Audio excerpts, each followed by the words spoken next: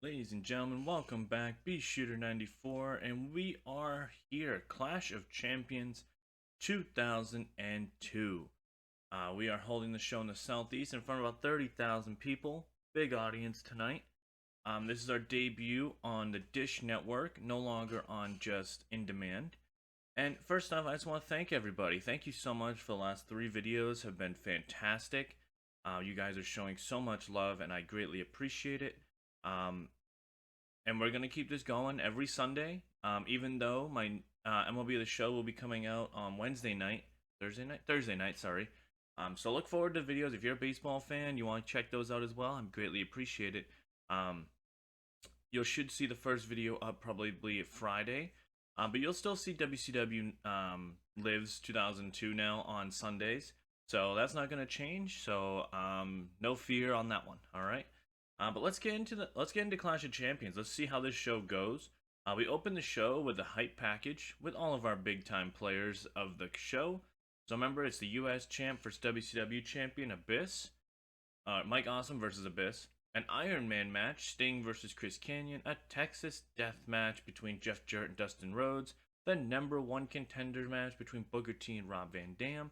The WCW Tag Team Championships are defended as the Steiner brothers face the Militia in their rematch clause match. Ken Shamrock is going to face off against Kaz Hayashi. And then at that point, the TV Championship is going to be delivered in a fatal four-way as Jindrak is going to face Jamie Noble, Lance Storm, and the Militia's Berlyn. Enough talking though, let's get into the show. 74 segment rating on the hype package. Alright, the TV Championship does pretty well here in a good match. Mark Jindrak defeats Jamie Noble, Berlyn, and Lance Storm in 10:24 when Mark Jindrak pins Lance Storm with the mark of excellence. In terms of in-ring work, Lance Storm was head and shoulders above everybody else. Lance Storm is 79, Jamie Noble is 70, Berlyn a 57, Mark Jindrak a 62. Storm has advanced. Jamie Noble needs to change his gimmick. Let me write that down so we make sure we fix that. Cool. And this match got the crowd hotter. 67 rating. Very happy with this. I was not sure how this would do on a rating, but this was good. And Jindrak finally, had a good win as the TV champion. So no complaints. Lance Storm and Jamie Noble did great, and Berlyn, you did great as well. So.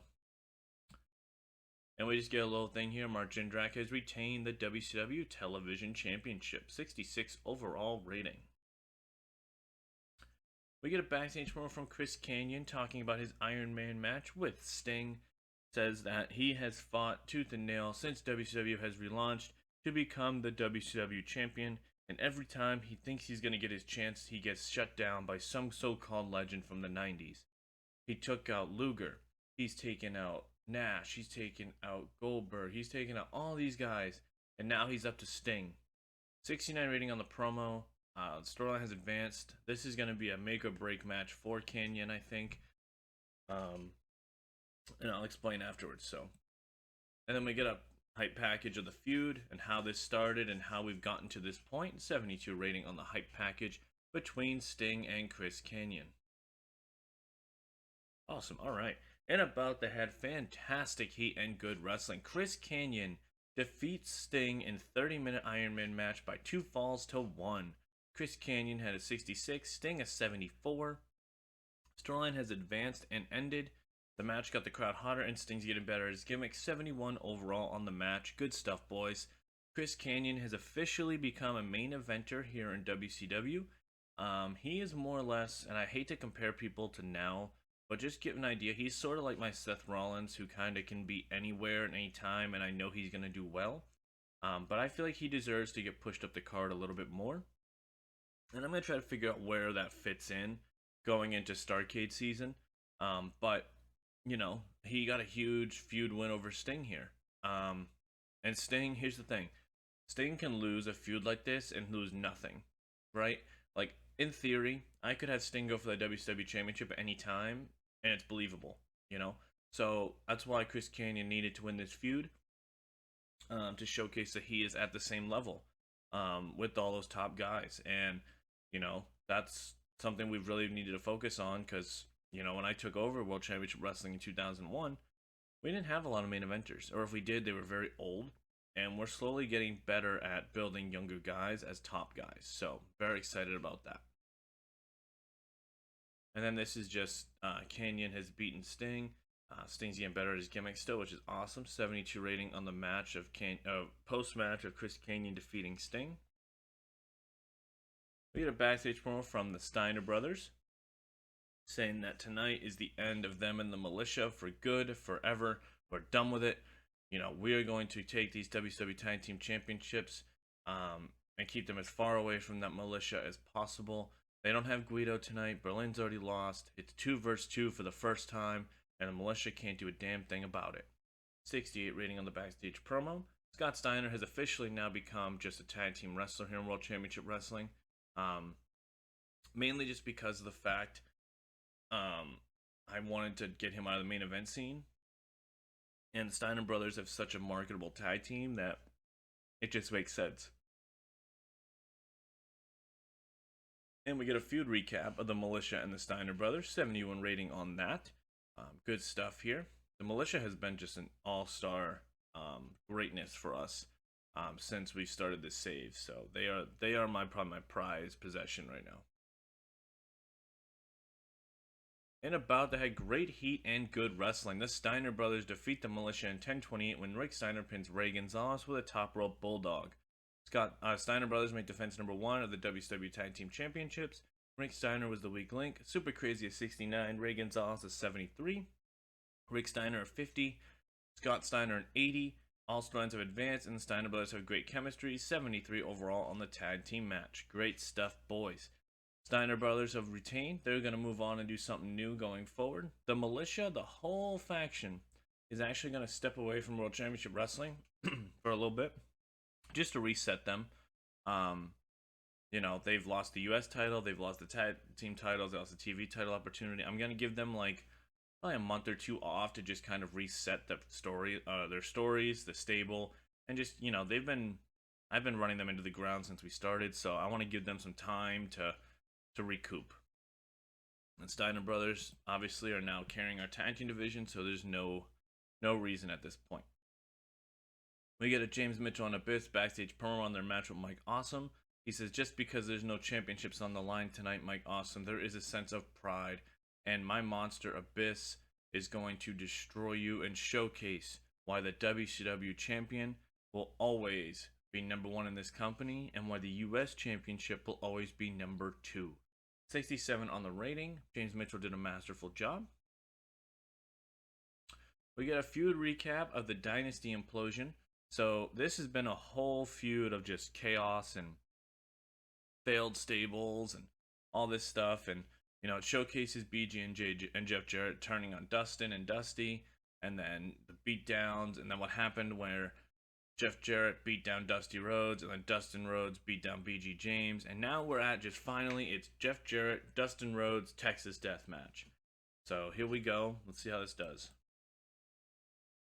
Okay, and about to have great heat and good wrestling, Dustin Rhodes defeats Jeff Jarrett in 16:26 when Jeff Jarrett was pinned with a bulldog and could not beat the 10 count. Jeff Jarrett is 68, Dustin Rhodes is 65. So as advanced, Dusty Rhodes was apparently at ringside. Okay. 68 overall in the match. This feud is finally over. Dustin Rhodes is going to move on and do whatever he's got to do. Jeff Jarrett and BG James are going to become probably a tag team and going towards our tag team division so we can build up some more singles guys. And Jeff Jarrett doesn't really need to be a single star, even though he probably could be. I don't really care. So 68 rating on that match. And then Dustin and Dusty Rhodes hug in the ring as they stand over a fallen Jeff Jarrett. 74 rating. Storyline has ended. We get a feud recap for the number 1 contenders match between RVD and Booker T. 69 rating there. The winner of this match will face Abyss at Fall Brawl in September for the WCW Championship. In an exceptional match, Booker T defeats Rob Van Dam in 15:55 by pinfall with a scissors kick after Sharmell interfered to distract Rob Van Dam. RVD at 91, Booker T at 76. Storyline has advanced and gained heat. This match deserved better color commentary. Okay, fair enough. But an 82, hell yeah, we'll take that all day long. But this means that Booker T, even though he stole it in theory because of Sharmel's interference, he's going to challenge the Monster Abyss at Fall Brawl for the WCW Championship, a match we have yet to see here in World Championship Wrestling. So exciting stuff there. We'll see kind of what happens there and how we get there. So 69 rating on the post match. We get a quick feud recap of Kaz Hayashi and Ken Shamrock. This is a little bit of a newer feud, but I wanted these guys to be featured on the card because they both deserve it. Kaz Hayashi was attacked by Shamrock, and then Kaz Hayashi made the save last week as Shamrock was trying to injure another superstar. Remember, Shamrock has just been on a warpath since he's joined World Championship Wrestling, and someone's got to put a stop to it. In a good match, Ken Shamrock defeats Kaz Hayashi in 809 by submission with an ankle lock. Ken Shamrock a 58, which is awesome. He started at a 40, so we're killing it with him. Kaz Hayashi is 74. Stone has advanced. Shamrock was off his game, but Kaz Hayashi is getting better at his gimmick, which is awesome. 69 rating on the match. No complaints here. I'm very happy with this, as I think I have a big idea for Shamrock for Starrcade. So hopefully, as long as there's no shenanigans, we should get that match that I want. So looking forward to that. Mike Awesome cuts the backstage promo talking about how tonight he's going to prove that not only is he ready for become the greatest champion in WCW, but that the US Championship is on par with the WCW Championship after he beats the Monster Abyss tonight.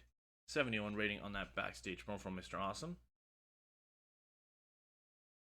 And in about that, fantastic heat and great wrestling. Abyss defeats Mike Awesome in 1747 by pinfall with a black hole slam following interference from Rhino. Mike Awesome had an 80, Abyss is 70. Both storylines have advanced. Mike Awesome benefited from having a hot new move, and Abyss is getting stale, so we gotta fix that as well. So we gotta fix Abyss in Noble. And Abyss gets the win, but due to Rhino, Rhino shows up and costs Mike Awesome the match, so maybe we got a new US title feud. And no guys get hurt out of this because Abyss won due to some shenanigans. 78 overall on the match. Let's see what we get for an overall rating for the show. I think we're going to have a high 70s, maybe an 80 here. And I hope so, at least. Let's see. 77. We gained popularity in 27 regions. Hell yeah. Good job. This show has been fantastic.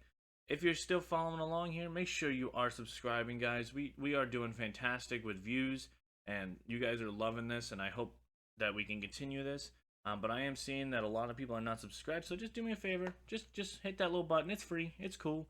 And if not, at least like the video if you are watching it. You know, pump these out every Sunday. For everybody on the channel, you'll be seeing a new video of MLB The Show probably Friday, most likely. And you know, I'll be doing some regular postings of that. So hopefully you will enjoy that.